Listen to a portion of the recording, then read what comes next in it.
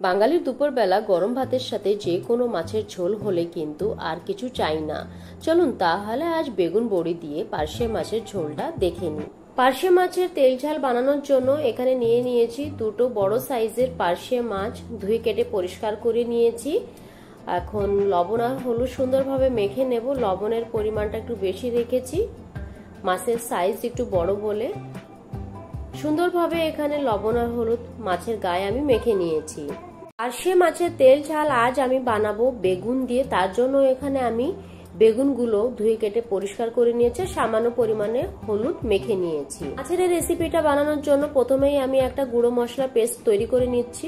গুঁড়ো মশলা এখানে নিচ্ছি ধনে পাউডার, জিরে পাউডার, হলুদ, গুঁড়ো লঙ্কা আর দিয়ে দিচ্ছি 1 চামচের মতন গ্রেট করে রাখা আদা। সামান্য পরিমাণে জল অ্যাড করে সুন্দরভাবে একটা পেস্ট আমি তৈরি করে নেব। এই মশলাটা আগে তৈরি করে নিলে একটা বাটা মশলার ফ্লেভারটা পাওয়া যায়। বন্ধুরা, মাছের এই রেসিপিটা হাতে কম সময় থাকলে ঝটপট করে নিতে পারবেন। এখন রান্নাটা শুরু করব। তার জন্য বসিয়ে দিয়েছি কড়াই আর দিয়ে দিচ্ছি পরিমাণ মতন সরষের তেল। সরষের তেলটা এখানে প্রথমে ভালো করে গরম করে নিয়ে বড়ি কটা আমি ভেজে নেব। বড়ি কটা বেশ লাল লাল করে এখানে আমি ভেজে নেব। বন্ধুরা, আপনারা আমার রান্নার ভিডিওগুলো কোথা থেকে দেখছেন, কোন জায়গা থেকে দেখছেন, অবশ্যই কমেন্টে মেনশন করে জানাবেন। আপনাদের কমেন্টগুলো পড়ে আমার খুব ভালো লাগে। বড়িগুলো এখানে ভাজা হয়ে গেছে, এখন মাছগুলো ফ্রাই করে নেব। এখানে আমি 2 ব্যাচে মাছ ফ্রাই করেছিলাম। প্রথমে একটা মাছ এখানে আমি ফ্রাই করে নিচ্ছি। এক সাইড ভেজে নিয়ে উল্টে দিয়ে আরেক পিঠও আমি ভেজে নেব। পার্শে মাছের নানান রকমের রান্না তো আমরা বাড়িতে করে থাকি। আমি গতকাল যেভাবে পার্শে মাছটা রান্না করেছিলাম সেই রেসিপিটাই আপনাদের সঙ্গে শেয়ার করছি। বড়ি আর বেগুন দিয়ে আমি এই পার্শে মাছের তেল ঝালটা করেছিলাম, যেটা খেতে বেশ ভালোই হয়েছিল।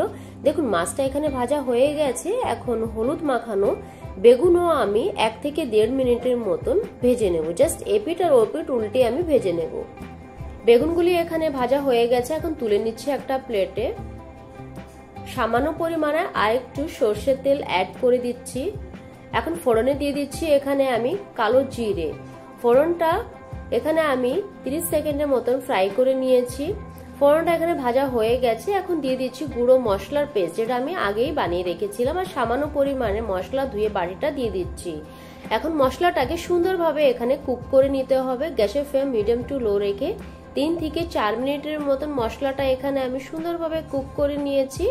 দেখুন বন্ধুরা, মশলাটা এখানে সুন্দরভাবে কষানো হয়ে গেছে আমার।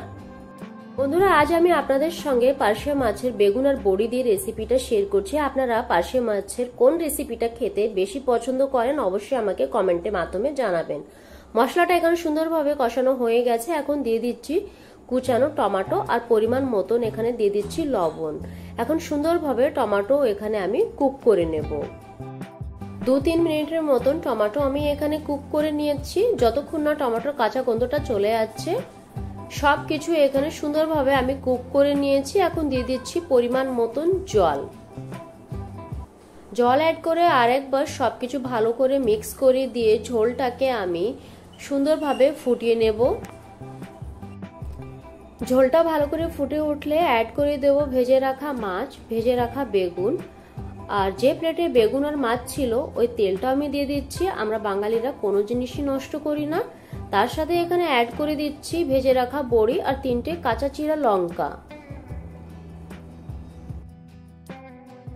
এখন এটা আলতো হাতে সবকিছু আমি নাড়িয়ে চাড়িয়ে দিচ্ছি। মাছগুলো খুব সফট ছিল, তার জন্য আমি এখানে বেশি নাড়াচাড়া করছি না। এখন 5 মিনিটের মতন ঢাকা দিয়ে রেখে দেব মাছের ঝোলটাকে। 5 মিনিট পরে ঢাকনাটা খুলে আর একবার সবকিছু এখানে আমি আলতো হাতে নাড়াচাড়া করে দিচ্ছি। জোরে নাড়াচাড়া করলে কিন্তু মাছগুলো ভেঙে যেতে পারে। মাছের ঝোলের গ্রেভিটা আমি এটুকুনি রাখছি, তবেই কিন্তু খেতে ভালো লাগবে। বেশি গ্রেভি রাখলে কিন্তু মাছের ঝোলের স্বাদ পাওয়া যাবে না। এখন অ্যাড করে দিচ্ছি সানরাইজের মাছের ঝোলের মশলাটা, তার সাথে অ্যাড করে দিচ্ছি কুচানো ধনেপাতা। তাহলে একদম রেডি আমাদের পার্শে মাছের তেল ঝাল। বন্ধুরা, পার্শে মাছের তেল ঝালের রেসিপি খুব সহজভাবে আপনাদের সঙ্গে শেয়ার করেছি। আশা করছি আজকের রেসিপি ভালো লেগেছে। ভালো লাগলে একটা লাইক করবেন, একটা কমেন্ট করবেন আর বেশি বেশি শেয়ার করবেন। চ্যানেলটাকে সাবস্ক্রাইব করে আমার পাশে থাকবেন। দেখা হচ্ছে পরবর্তী অন্য কোনো ভিডিওতে অন্য কোনো রেসিপির সঙ্গে। ততক্ষণের জন্য